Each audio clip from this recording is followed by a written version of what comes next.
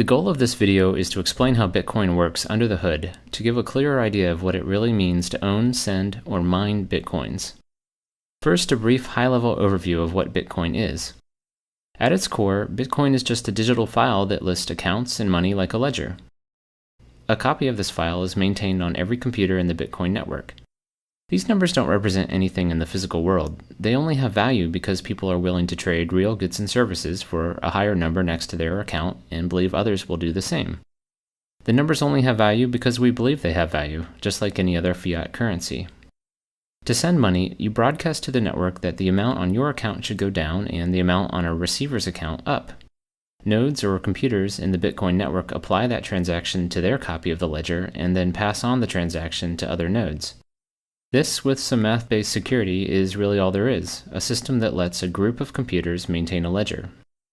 While this may sound similar to the way a bank maintains a ledger, the fact that the ledger is maintained by a group rather than a single entity introduces a number of important differences. For one, unlike a bank where you only know about your own transactions, in Bitcoin everyone knows about everyone else's transactions. Also, while you can trust your bank, or you can at least sue it if something goes wrong, in Bitcoin you're dealing with anonymous strangers, so you shouldn't trust anyone. The Bitcoin system is amazingly designed so that no trust is needed. Special mathematical functions protect every aspect of the system. The rest of this video will explain in detail how Bitcoin allows such a group of strangers to manage each other's financial transactions. At a basic level, for Alice to send money to Bob, she simply broadcasts a message with the accounts and the amount. Send 5 Bitcoins from Alice to Bob. Every node that receives it will update their copy of the ledger and then pass along the transaction message. But how can nodes be sure that the request is authentic, that only the rightful owner has sent the message? Bitcoin rules require a kind of password to unlock and spend funds, and this password is what's called a digital signature. Like a real handwritten signature, it proves the authenticity of a message, but it does so through a mathematical algorithm that prevents copying or forgery in the digital realm. Unlike a simple static password, a completely different digital signature is required for every transaction. Keep in mind that in Bitcoin, you're dealing with complete strangers, so you never want to reveal a password that could be copied and reused by someone else. A digital signature works by utilizing 2 different but connected keys, a private key to create a signature and a public key that others can use to check it. You can think of the private key as the true password and the signature as an intermediary that proves you have the password without requiring you to reveal it. Public keys are actually the send to addresses in Bitcoin, so when you send someone money, you're really sending it to their public key. To spend money, you must prove that you're the true owner of a public key address where money was sent, and you do that by generating a digital signature from a transaction message and your private key. Other nodes in the network can use that signature in a different function to verify that it corresponds with your public key. Through the math behind the digital signature, they are able to verify that the sender owned a private key without actually seeing the private key. Importantly, because the signature depends on the message, it will be different for every transaction and therefore can't be reused by someone for a different transaction. This dependence on the message also means that no one can modify the message while passing it along the network, as any changes to the message would invalidate the signature. The math behind this is fairly complex, and while I won't try to explain it fully now, here are some topics you can Google to get started: elliptic curve digital signature algorithm and mathematical trapdoor. More at the end of the video. So far, we know that digital signatures are used to ensure a transaction is authorized, but I've oversimplified how nodes in the network keep track of account balances. In fact, no records of account balances are kept at all. If you don't keep track of how much money any given person has, how do you know if they have enough to send to someone else? Instead of balances, ownership of funds is verified through links to previous transactions. Here's how this works. To send 5 Bitcoins to Bob, Alice must reference other transactions where she received 5 or more Bitcoins. These reference transactions are called inputs. Other nodes verifying this transaction will check those inputs to make sure Alice was in fact the recipient, and also that the inputs add up to 5 or more Bitcoins. Let's look at a real transaction to see this in practice. This transaction references 6 inputs for a total of 139.6 Bitcoins. In the output section, notice that there are 2 lines. The first one of these is actually going back to the sender as change for the transaction. A simplifying rule states that each input must be used up completely in a transaction.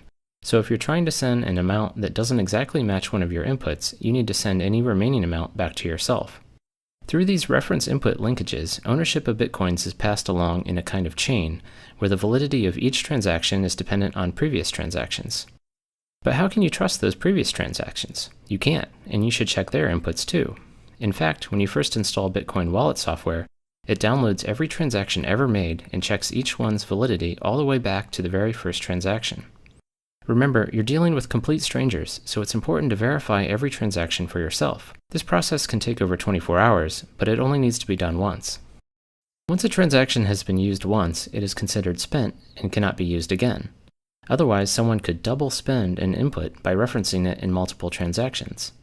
When verifying a transaction, in addition to the other checks, nodes also make sure that inputs haven't already been spent.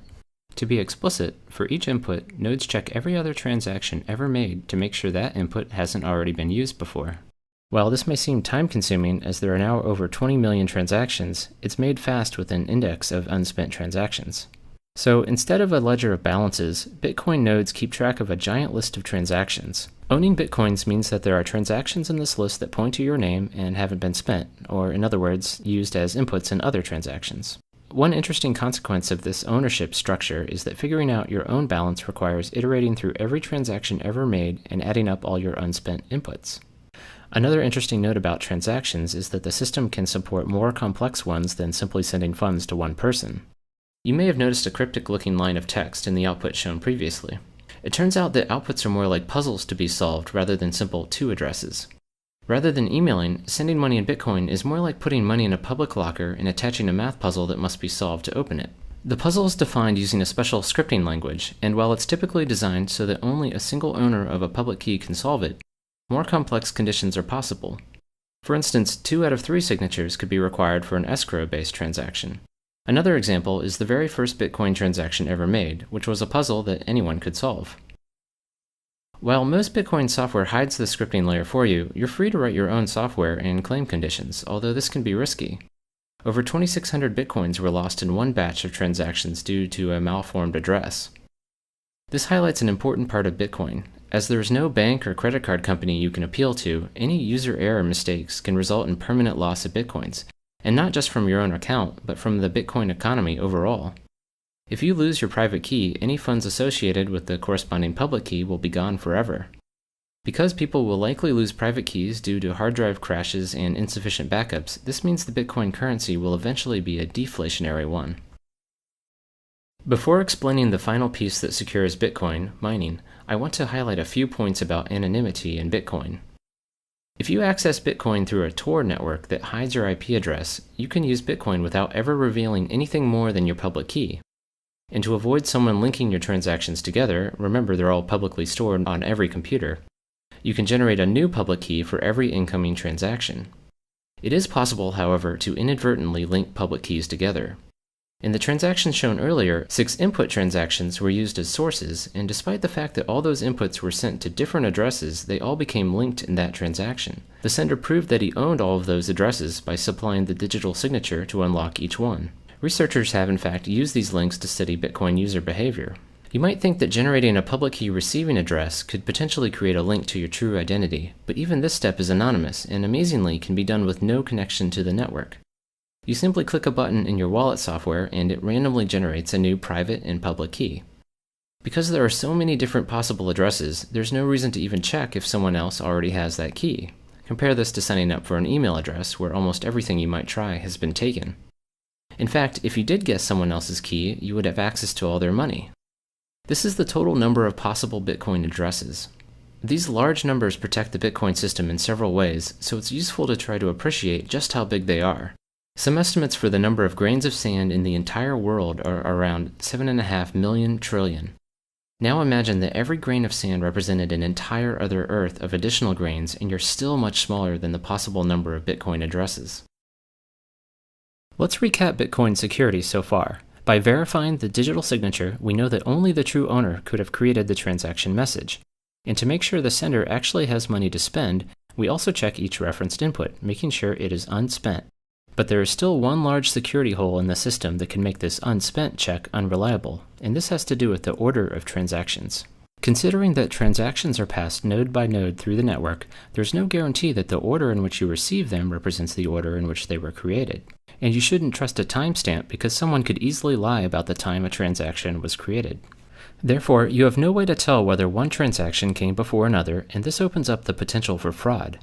A malicious user, Alice, could send a transaction giving money to Bob, wait for Bob to ship a product, and then send another transaction referencing that same input back to herself. Because of differences in propagation times, some nodes on the network would receive the second double spending transaction before the one to Bob. And when Bob's transaction arrived, they would consider it invalid because it's trying to reuse an input. So Bob would be out both his shipped product and his money.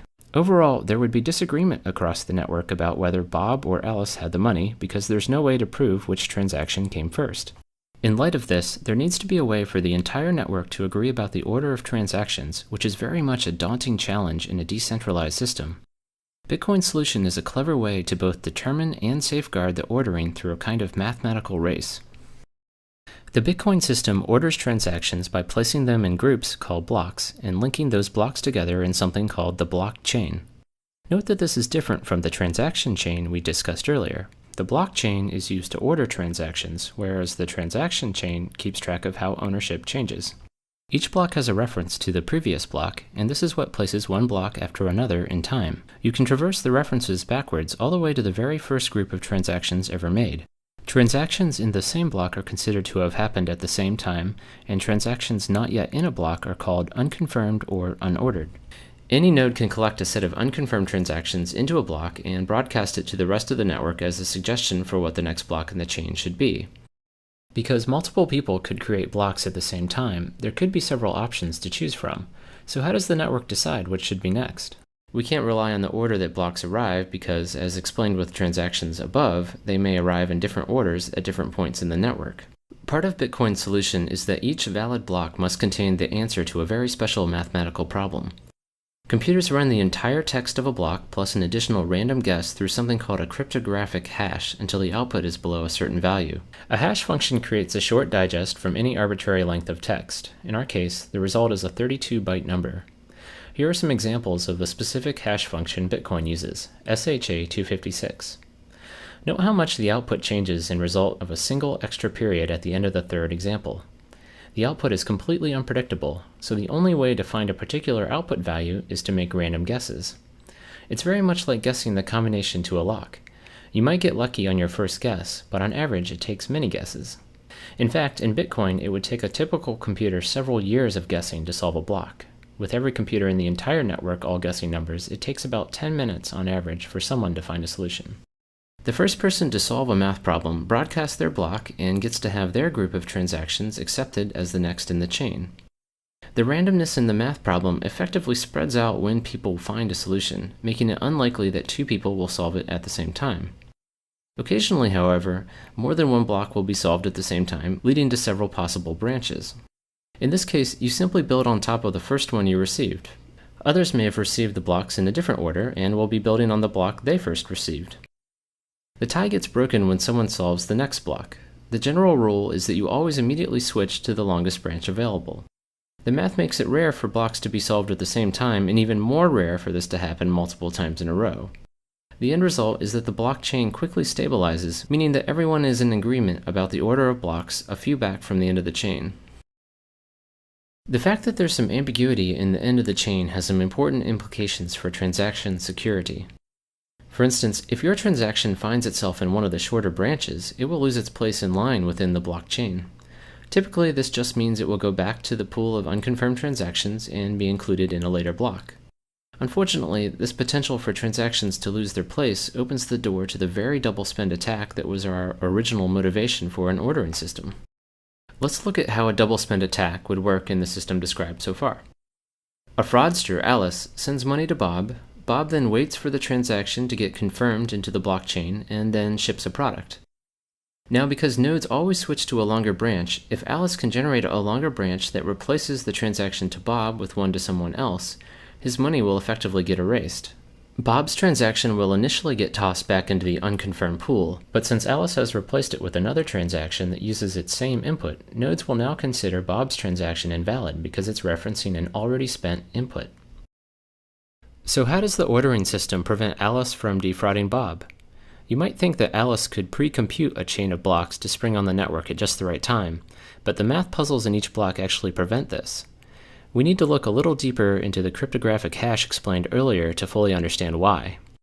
As mentioned previously, solving a block involves trying to get the cryptographic hash of the block to be below a certain value, and you do that by trying different random numbers at the end of the block. Once solved, the hash output is like a fingerprint that uniquely identifies that block. If even a single character in the block is changed, the block's hash would be completely different, just like we saw before when an additional period was added. The hash output or fingerprint is actually what's used as the previous block reference. One result of this is that there's no way to switch out a block in the middle of the chain, because the hash value for the new block would be different and the next block's reference would no longer point to it. And subtly, but even more importantly, a block cannot be solved before the previous block is solved. The previous block reference is part of the text that goes through the hash function, so any changes to it would require resolving. Getting back to Alice, this is why she can't pre-compute a branch. She can only start solving blocks once the block she wants to build on is solved and its hash value is known. She is therefore in a race with the rest of the network until Bob ships a product, which is when she wants to present a longer branch. One last question is whether Alice might be able to outpace everyone if she had an extremely fast computer or perhaps a room full of computers. But even with thousands of computers, she would be unlikely to win the race to solve a block because she isn't racing any one computer, but rather the entire network. You can think of it like a lottery. She can operate thousands of computers, or equivalently, buy thousands of lottery tickets, but even then, it's much more likely that someone else would win. She would need control of half the total computing power in the entire network to have a 50% chance of solving a block before someone else, and much more to have a high probability of winning several blocks in a row faster. So transactions in the blockchain are protected by a mathematical race, one that pits an attacker against the entire rest of the network. A consequence of blocks building on top of each other is that transactions further back in the chain are more secure. An attacker would have to outpace the network for a longer amount of time to carry out a double spend attack, replacing a block further back in the chain. So the system is only vulnerable to a double spend attack near the end of the chain, which is why it's recommended to wait several blocks before considering received money final. One last comment on the blockchain before explaining the final pieces of the Bitcoin system. Amazingly, nothing described so far requires any trust. When you receive information from strangers in the Bitcoin network, you can check for yourself that block solutions are correct. And because the math problems are so hard, you know that there's no way any attacker could have generated them on their own. The solutions are proof that the computing power of the entire network was brought to bear. Now that we've discussed how money is transferred through digital signatures and transaction chains, and how the order of those transactions is protected in the blockchain, let's go over the final piece, where Bitcoins come from. To send money, you must reference a previous transaction where you were the recipient, but how do coins get into this ownership chain in the first place? As a way to slowly and randomly generate and distribute coins, a reward is given to whoever solves a block. This is why solving blocks is called mining, although its real purpose is to verify transactions and safeguard the blockchain. Every 4 years, the block reward is cut in half, so eventually no more coins will be released. About 21 million in total will be created. Bear in mind that you can send down to 1/100 millionth of a Bitcoin, so the total number available will likely not limit the currency's usability. Once the block rewards cease, what incentive will miners have to process transactions? In addition to the block reward, miners also get any transaction fees that can optionally be included with transactions. Right now, miners will include transactions with no fees into blocks because their main incentive is the block reward. But in the future, transactions will likely be processed in order of the fees attached, and ones without fees will likely be ignored. So sending money in Bitcoin will probably not be free, but will hopefully still be cheaper than current credit card fees. As mentioned before, on average, it would take several years for a typical computer to solve a block, so an individual's chance of ever solving one before the rest of the network, which typically takes 10 minutes, is very low. To receive a steadier stream of income, many people join groups called mining pools that collectively work to solve blocks and distribute rewards based on work contributed. These act somewhat like lottery pools among coworkers, except that some of these pools are quite large and comprise more than 20% of all the computers in the network. The fact that some of these pools are so large has some important implications about security. As mentioned before, it's very unlikely for an attacker to solve several blocks in a row faster than the rest of the network, But it is possible, and the probability increases as the attacker's processing power gains in proportion to the rest of the network. In fact, one of these money pools, BTC Guild, has solved 6 blocks in a row by itself and has voluntarily limited its members to ward off distrust in the entire Bitcoin network. Even with substantial computing power, the farther back in the blockchain a transaction gets, the harder it would be for an attacker to change it. The current recommendation is to wait for a transaction to make it into at least one block or get one confirmation before considering it final. And for larger transactions, wait for at least 6 blocks. In light of BTC Guild's ability to solve 6 blocks in a row, you might want to wait even longer. By design, each block takes about 10 minutes to solve, so waiting for 6 blocks would take about an hour. Compared to the several seconds a credit card transaction takes, waiting this long for a confirmation may seem burdensome, but keep in mind that credit card customers can claim a stolen card months later to have charges reversed from merchants, called chargebacks, so Bitcoin is actually much faster from a merchant's perspective. The particular choice of 10 minutes was somewhat arbitrary, but extremely short times could lead to instability and longer ones would delay confirmations. As more computers join the network and specialized hardware is designed specifically for mining, the block solution time would get very small. To compensate, every 2 weeks, all the Bitcoin software recalibrates the difficulty of the math problem to target 10 minutes. For comparison, a similar digital currency called Litecoin has been able to operate with a 2.5-minute block time. In summary, Bitcoin is a mathematically protected digital currency that is maintained by a network of peers. Digital signatures authorize individual transactions, ownership is passed via transaction chains, and the ordering of those transactions is protected in the blockchain. By requiring difficult math problems to be solved with each block, would-be attackers are pitted against the entire rest of the network in a computational race they are unlikely to win. Bitcoin promises many interesting ideas, such as insulation from government meddling, anonymity, and potentially lower transaction fees. It also has many challenges, as it is currently very difficult to exchange Bitcoins for other currencies, and it has been cited as a haven for illegal activity and tax evasion, so governments may try to ban it. Also, the mathematical race that protects the blockchain uses a substantial amount of electricity. If you'd like to view a written version of this video, you can find one on my personal blog, imponderablethings.com.